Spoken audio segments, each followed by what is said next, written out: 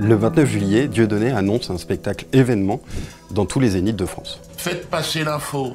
Bigard, Dieudonné, sur scène, partout. Allez les gilets jaunes, on lâche rien, hein. Allez, à vous de jouer. Immédiatement, ça déclenche une vague de communication très intensive. Une affiche est dévoilée par Dieudonné et il y a même 2 posts sur le compte Instagram de Jean-Marie Bigard qui reprennent l'annonce. Et donc immédiatement est également ouverte une billetterie sur le site de Dieudonné avec des billets mis en place à partir de 39,90 €, ce qui est globalement 2 fois plus cher que le prix habituel d'un spectacle de Dieudonné. Et pourtant, quelques heures plus tard, les comptes Facebook et Twitter de Jean-Marie Bigard publient un message pour démentir la participation de l'humoriste à ce spectacle avec Dieudonné. En vérité, d'après notre enquête, derrière cette collaboration avec les 2 hommes, il y a surtout une affaire de gros sous, du vol, dit Jean-Marie Bigard, dont seraient victimes les spectateurs, les fans.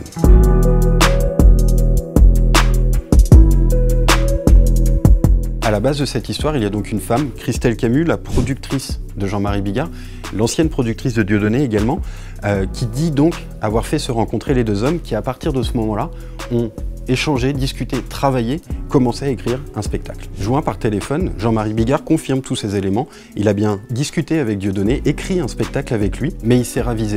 Sur les conseils, dit-il, de ses amis Laurent Ruquier, Laurent Baffy, le 26 juillet, Jean-Marie Bigard fait envoyer par un avocat un courrier très officiel, une mise en demeure, à sa productrice Christelle Camus, la prévenant qu'il ne fera pas ce spectacle. Donc Jean-Marie, il faut arrêter de mettre la faute sur les autres quand même. Donc les coups, tu vas les mettre sur la table. 3 jours après, pourtant, Christelle Camus et Dieudonné lancent leur opération de communication, révèlent le spectacle et surtout ouvrent la billetterie au grand public. On a contacté Christelle Camus pour savoir pourquoi elle maintient ce spectacle malgré les réticences de l'artiste. Elle nous assure que contractuellement, elle a une exclusivité, qu'elle a le droit de produire ce spectacle et surtout que Jean-Marie Bigard, lui, aurait des obligations à respecter.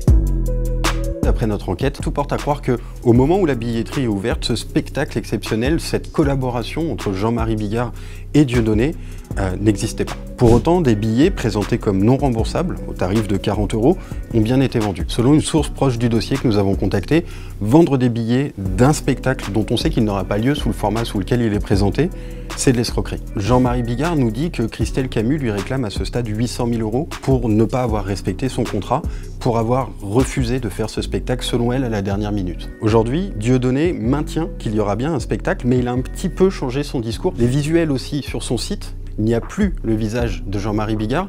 On devine son nom, mais qui a été passé à la mitraillette. Évidemment, les billets sont toujours en vente sur le site de Dieudonné et ils sont toujours au même prix. Au téléphone, Jean-Marie Bigard nous a affirmé que c'était du vol, que Dieudonné allait garder l'argent de la billetterie. Récemment, Jean-Marie Bigard a changé de version.